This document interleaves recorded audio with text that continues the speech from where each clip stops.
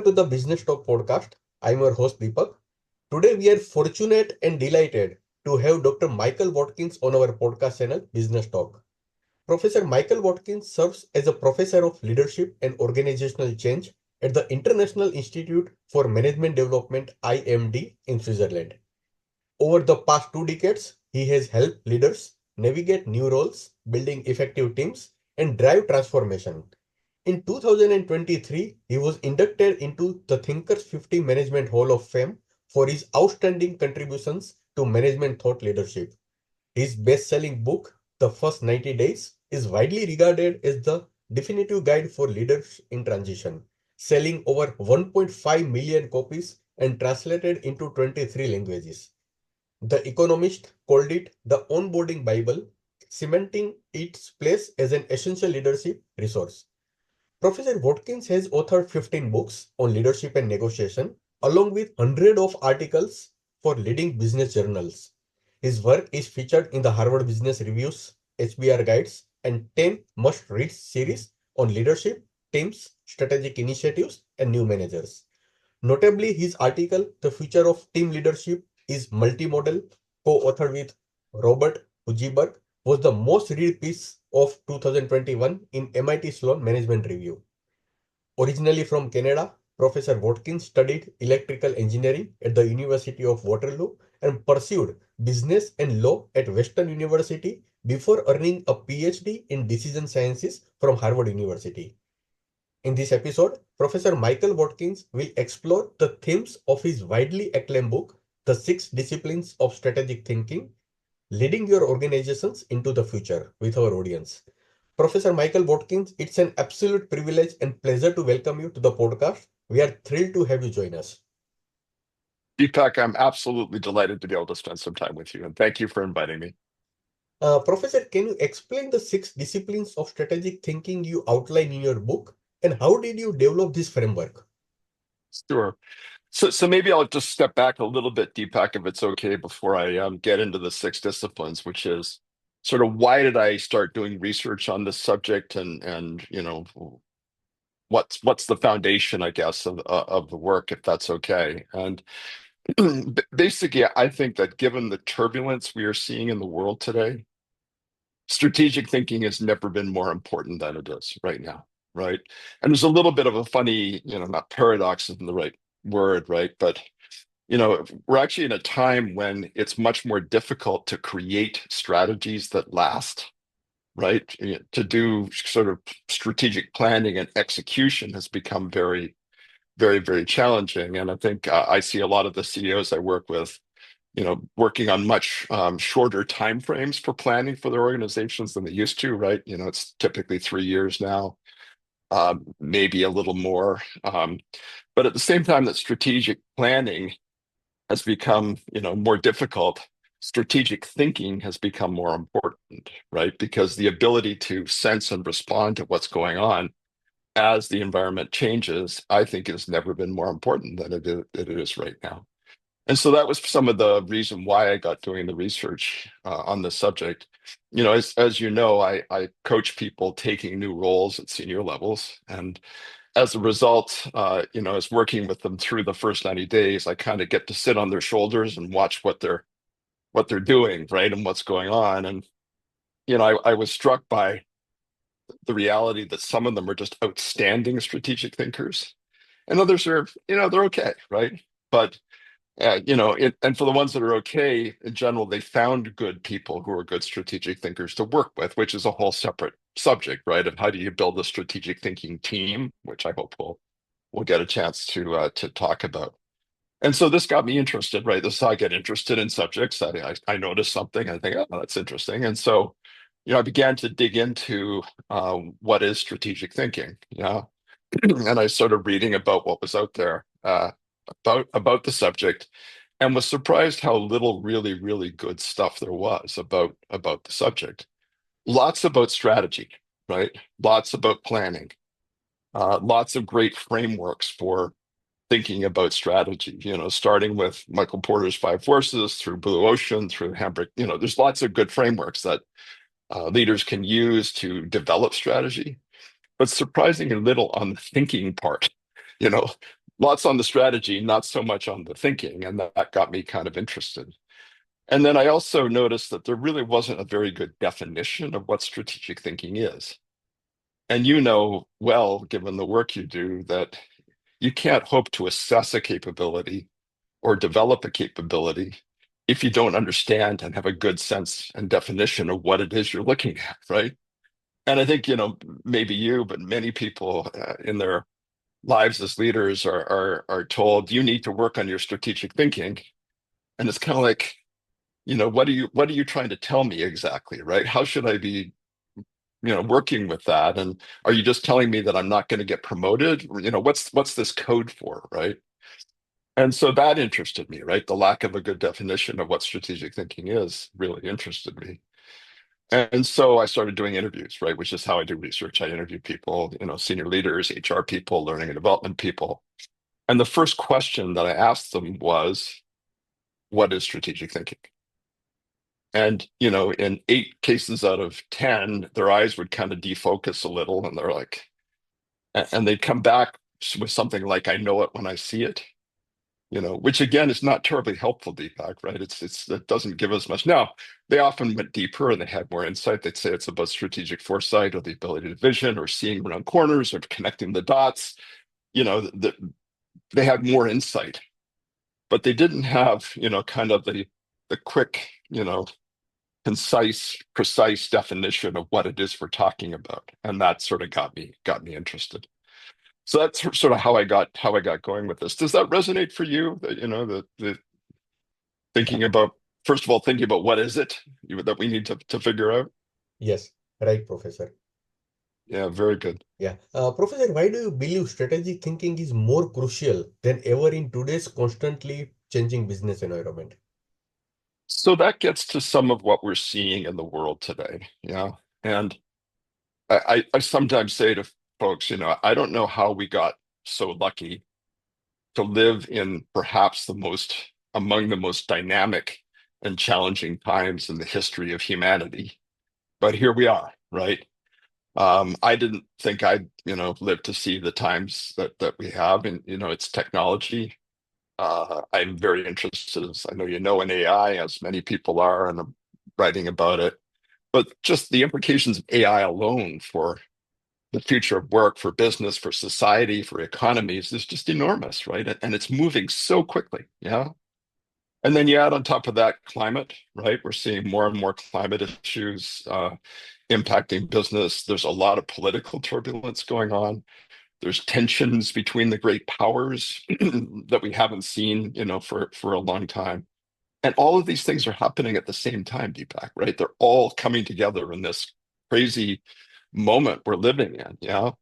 And to me, there are a few capabilities that leaders and organizations need in order to get through all this, right? To survive, first of all, but then thrive. I've been doing some work more broadly after I wrote the book about the kinds of challenges that organizations are facing and the sorts of capabilities that they need to be successful in dealing with them, right? And I'm working with sort of 4 key capabilities these days. The first of which is strategic thinking, right? If you're not thinking strategically, if you're not anticipating and sensing and responding, nothing else really matters, right? And then there's leading in ecosystems, right? We're not operating in isolated businesses at all anymore. So you need to be thinking in ecosystem terms in order to be effective. Adaptive organization, right? How do you create organizations that are adaptive, including and especially adaptive cultures? So I've been doing some thinking about what does it mean to have an adaptive culture? And then, tenacious leadership, right? The leaders that are resilient, adaptive, have grit, because what we're going through is I've never seen the people I work with be under so much pressure as they are today. But you'll notice that at the top of that list is strategic thinking, right? Because it really is, the place where if you don't have that capability sufficiently, all the rest is not gonna help you because you're not gonna see things coming. You're not going to be able to sense and respond in time. So that's kind of the bigger picture of it, of the, what is there about the times we're living in that demands strategic thinking in a way that I think, is greater than any time that I've certainly witnessed. Professor, among the six disciplines, pattern recognition, systems perspective, mental agility, structure problem solving, visioning, and political savvy, which do you think is the most challenging for leaders to master and why? Yeah, so maybe just a little bit Deepak on each one of those, and then I promise I'll answer the question, right? Sure, sure. I looked at strategic thinking, and to me, it comes down to the ability to recognize emerging challenges and opportunities. So that recognition part, prioritize the right things because focus is essential, and then mobilize your organization to respond, right, in an agile, nimble kind of way. And so I organized the six disciplines around those recognition, prioritization, mobilization pieces, right? And so part of the answer is I think they're all important, but for different reasons. Um, but the first one is pattern recognition, right? It's the ability for leaders to see what's happening, what's emerging in the environment, in what can be very noisy, environments. I was trained originally as an electrical engineer, right, as you mentioned, right? And so in engineering, especially in electrical engineering, we talk about signal to noise ratio, right? How do you see the important signals in the midst of noisy environments? And it's kind of like that with pattern recognition. You need to hone your ability to see what's important because there's just so much going on, right? And so the people that are great at this have a superior ability to focus on what's important, right? To see that the fact that this is happening means more than just that happening, and it's connected to this, and it maybe has an impact on that, right? So that's the pattern recognition piece of it. And hopefully we'll talk later about how do you develop these capabilities because that's important too. So that's pattern recognition, systems analysis, systems thinking. This is the ability to build models in your head, but also maybe with AI, of very complex, systems, right? I mean, the whole idea of systems thinking is to take something very complicated and break it down into its main elements and its interactions so that you can focus on the pieces and not get overwhelmed by the complexity. And, the example I use in the book and in the chapter on systems analysis is organizational systems, right? You can think about organizations as systems. They've got strategy, they've got structure, they've got processes, they've got capabilities, they've got measures and incentives, they got culture. Just having a model like that, which I, teach in my programs at IMD, is very helpful for understanding what's going on in organizations, right? And so I use it as an example of systems thinking. So pattern recognition, systems thinking, mental agility. There's a few um, aspects, right? When I started doing the work, I originally had two chapters, but I ultimately decided to combine them because in the end they were both about the ability to kind of think flexibly, and part of that is kind of the chess master skill set of looking at a chessboard and thinking if I make this move they'll make that move and so I'll do this, and being able to think ahead a few moves, right, and imagine action and reaction is one form of mental agility. The other, I have a CEO I work with. I've worked with them now for 7 years. Runs one of the largest healthcare systems in the US, right? It's a top five healthcare system. And he describes himself correctly as a cloud to ground thinker. And he looks for people on his leadership team who are cloud to ground thinkers, right? And this is the ability to move from the big picture, right? The 50,000 foot level down into the detail. But what's crucial about it is to be able to do that with intention, right? To decide what altitude you need to be flying at, right? To change perhaps the altitude that you're flying at, and no, I really need to dive into this, but also, okay, I need to kind of now pop up and look at the bigger picture. And so again, the leaders that I have worked with and seen that are good at this are very good at moving between the clouds and the ground and the intermediate levels. consciously and with intention.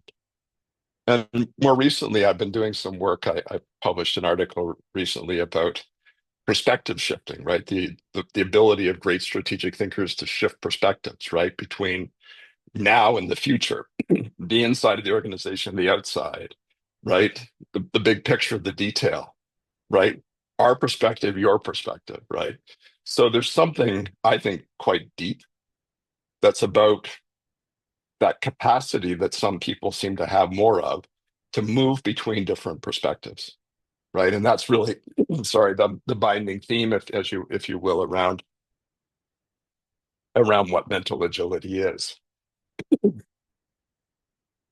Those three disciplines, right? Pattern recognition, systems analysis, mental agility, they're at the core of what you need to be able to do to recognize emerging threats and opportunities and establish the right priorities. The mobilization piece is about the other three, Deepak, right? It's about structured problem solving, right? Structured problem solving, you think, oh, well, that's, God, that sounds boring, that, um, it's about framing and solving problems, but what it's really about is moving people's minds forward together, right? Going through a process that's transparent and structured in a way that you and I can agree on what the problem is. You and I can agree on what the possible solutions are. You and I can agree on how we will evaluate it. And ultimately, we'll come, if not to perfect agreement, reasonable agreement over what needs to happen. And that'll happen reasonably quickly, right? So that's what the structured problem solving piece is all about. And then the visioning piece, I often, when I ask people about what is strategic thinking, they bring up vision. It's the ability to look into the future and see these ambitious, achievable, possible futures, right? And then mobilize the organization to pursue them. And so the core skill is that sort of future perspective, right? That ability again to look into the future. Strategic foresight is a related idea, right? But in that chapter, I go beyond that because in the spirit of mobilizing your organization, you need to align people around your vision. You need to know how to make your personal vision a shared vision and something that people are collectively committed to, right, going forward. And so I get into that. And then the final chapter is political savvy. And that's the one I think that surprised people the most, Deepak, right? Which is sort of how does political savvy connect with strategic thinking? And the answer is very closely, right? And maybe just a little bit of personal history on this, right? So when I was doing my PhD at Harvard, I was doing it in decision sciences, which is basically game theory, decision theory, negotiation, analysis. And I studied and taught negotiation for almost a decade, right? Before I got into the leadership business, I was a negotiation and diplomacy specialist, right? Developing ideas about how do you navigate through complex negotiations strategically. And so I took a lot of that analysis and diplomatic thinking and strategy and kind of imported it into this work, right? Just as I also, by the way, imported it into the first 90 days, right? There's a whole chapter on the first 90 days about how do you build alliances. So those, the second half of the book, right? Structured problem solving, visioning, political savvy is all about that mobilization, right? Of people. So that's it. That's the 6 disciplines, Deepak. Professor Watkins, can you share an example of a successful business leader who effectively used one or more of these disciplines to navigate a Yep, complex situation? for sure. So, the leader that is mentioned in the book in a few places is the leader of that large top 5 U.S. healthcare system. His name is Gene Woods, and he actually was one of the big reasons I got doing this work, right? Because I was just so amazed at his capacity to do all of these things, right? I think he's good at all of them, right? And I mean, just for perspective, 7 years ago, he became the CEO of a relatively small healthcare system located in the Carolinas, in North Carolina primarily, right? And by navigating that business, building it internally, acquiring multiple other systems, he's now leading one of the largest healthcare systems in the United States, right? And he does it with just extraordinary strategic vision. He knows where he wants to go, with outstanding political savvy for navigating the many stakeholders required to do any one of the 5 or 6 deals that he's done. That ability to see around corners and connect the dots, right? So, Gene Woods was really an inspiration in many ways for me to study and write about this. How does prior experience influence a leader's ability to think strategically? And what can they do to overcome gaps in experience? So this is a really interesting and very important question, Deepak. And so, you know, uh, and it gets us directly into, can you develop strategic thinking capability, right? I mean, I'm sometimes asked, are strategic thinkers born or are they made, right? Is it nature or is it nurture? And my answer is always yes. Yes, there's important endowment that you have, right? But there's also a lot you can do to develop yourself, And the analogy I use for this is learning to, being a world-class marathon runner.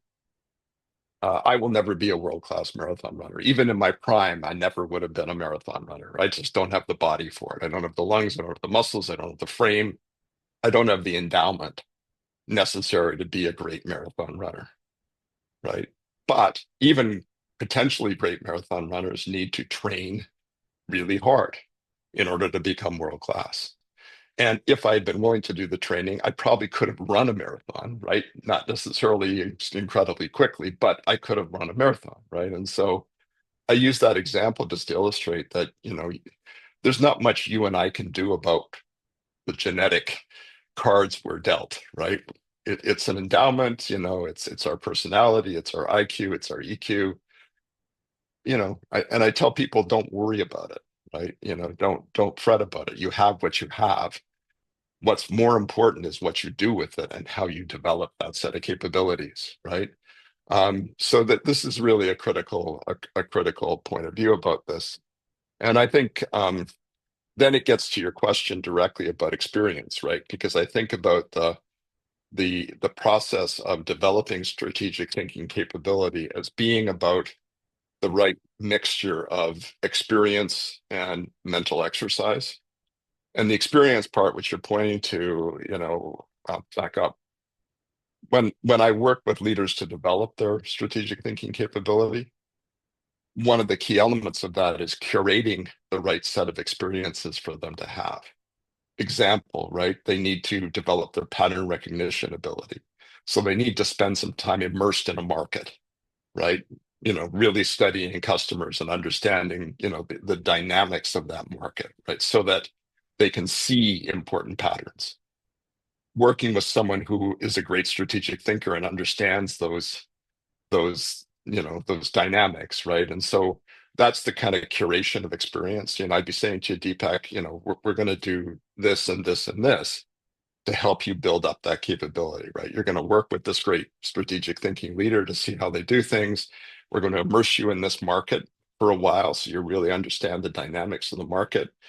That idea of being, again, intentional about curating your experiences is really critical, right? And then there's a sort of subsidiary piece to it, which is getting the opportunity to show you're a strategic thinker.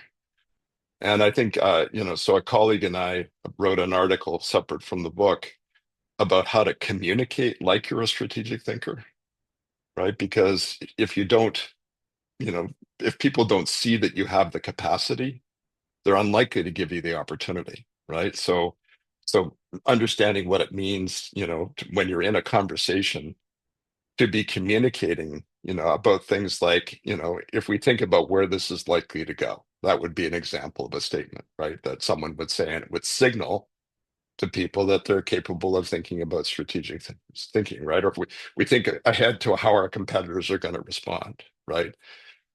There's ways of communicating that are going to increase the likelihood that you're going to be able to get roles that offer the ability to demonstrate you're a strategic thinker. So that's the experience, right? You want to be curating your experience to the degree you can. You want to be demonstrating you're a strategic thinker through how you communicate and engage in order to get opportunity. And you want to be thinking then finally about the kind of mental exercise that you need to be engaged in. That last one, first of all, maybe it's this, does that make sense to you, Deepak, about the Yes, experience part of it? absolutely. Yeah, Yes, Professor Watkins. We are on yeah, the good. right track. Yeah, okay, good. So good. So then there's, so again, if you imagine strategic thinking capability as being about your endowment plus your experience, then there's the mental exercise piece, right? And I got quite interested in this. And again, did a bit of research because, the core question I think is, can you improve your mental capabilities by doing the right kinds of mental exercise? And the answer seems to be yes, right? There's quite a bit of research out there that if you do certain kinds of games, certain kinds of experience, you do it on a regular basis, it does seem to increase processing speed. It does seem to increase working memory. And so where that takes me is just like the marathon runner with their exercise routine, right? I want leaders to be thinking about what's the right mental workout to be doing every day. And so, again, in one of the articles I wrote, and I can send you a link to it, it's about a daily mental, you know, workout, basically, right? Wake up in the morning. And by the way, I largely do this myself, right? Wake up in the morning and scan through 3 or 4 newspapers and then see what are you seeing? What's connections? What are different perspectives, right? How is this linked to that? And so not just reading to kind of take it in, but reading to think about what it means. Yeah. I play 3 or 4 online games every day that are designed to, exercise different kinds of capabilities, right? So New York Times, there's 3 New York Times games I play every day, right? If you know what Wordle, right, is a word guessing game. There's a game called Connections that's about identifying the connections between different words. Yeah. Those exercise different kinds of mental capability, right? Um, yeah, I'm not a great chess player by any means, but I do the daily puzzle on chess.com every day, right?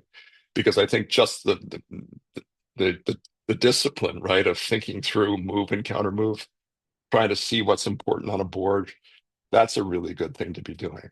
Having just a single conversation every day with someone about a strategic issue, right?